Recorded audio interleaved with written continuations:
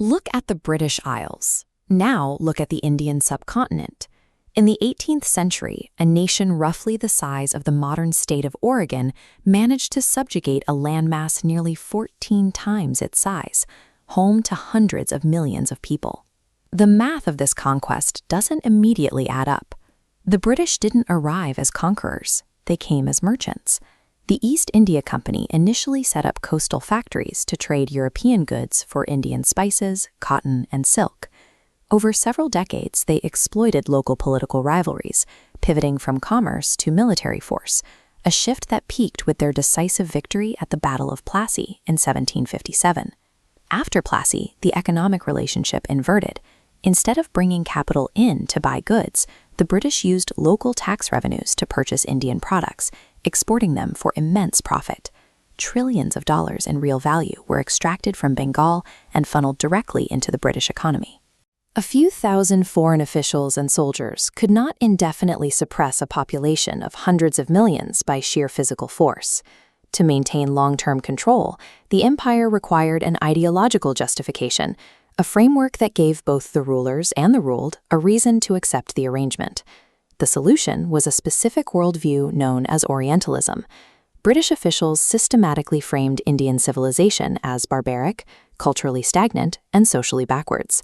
This narrative created the white man's burden, the supposed moral obligation of Western powers to civilize non-white populations around the globe.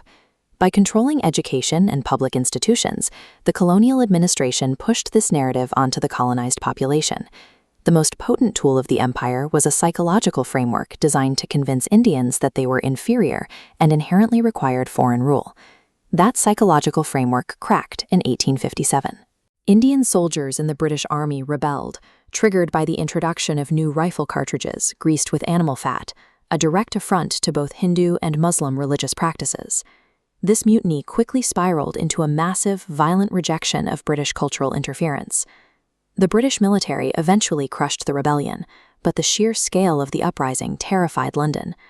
The British government dissolved the East India Company entirely and placed India under the direct, tightening control of the Crown.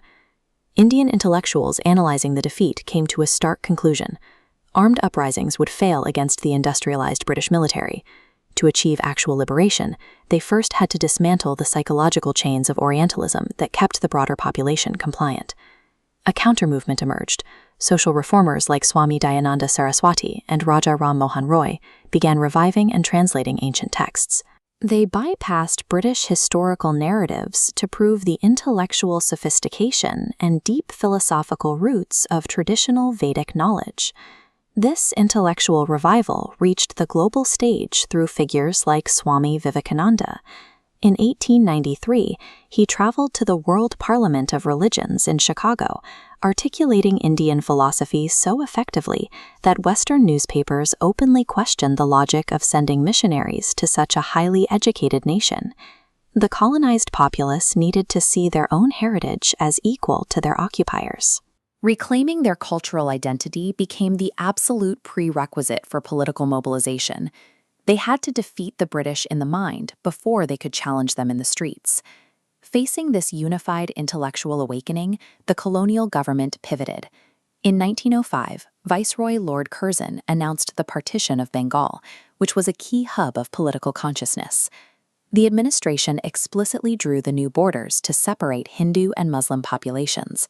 The strategy was mathematical: splinter the rising nationalist movement along religious lines, encourage internal friction, and prevent a united political front from threatening colonial authority. This tactic met a radically different form of resistance when Mahatma Gandhi returned to India from South Africa in 1915. He recognized that fighting the British on their terms, either through traditional politics or armed conflict, played directly into colonial strengths. Gandhi developed a strategy that neutralized the empire's military advantage entirely. He traveled the vast subcontinent, organizing millions of ordinary citizens, farmers, laborers, and students, into massive, nonviolent civil disobedience campaigns that spread across the entire country. Over the next 3 decades, consecutive waves of organized resistance battered the colonial state. By the time the Quit India movement launched in 1942, The British administrative apparatus was simultaneously trying to manage millions of striking citizens while fighting the Axis powers in World War II. The administration had successfully fractured sections of the population using religious divides. Yet the sheer volume of mass non-cooperation paralyzed tax collection, courts, and infrastructure. The subcontinent became impossible to govern. The final structural pillar of the empire collapsed in February 1946. Protesting racial discrimination and terrible living conditions, sailors in the Royal Indian Navy mutinied. The colonial government relied heavily on Indian troops to maintain order.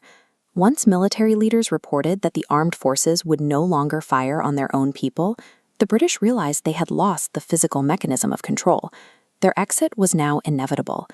But the decades of engineered religious division had taken root.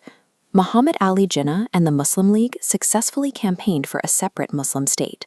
The last British viceroy, Mountbatten, formalized this demand into a concrete plan to divide the subcontinent. The borders were drawn in the summer of 1947. Millions of people suddenly found themselves on the wrong side of entirely new national lines. The resulting migration triggered catastrophic violence, widespread riots, and immense suffering across the newly established borders. At midnight on August 15, 1947, the British mandate officially expired. Standing before the Constituent Assembly, Jawaharlal Nehru delivered a speech to a nation that had finally achieved freedom, even as it was tearing itself apart.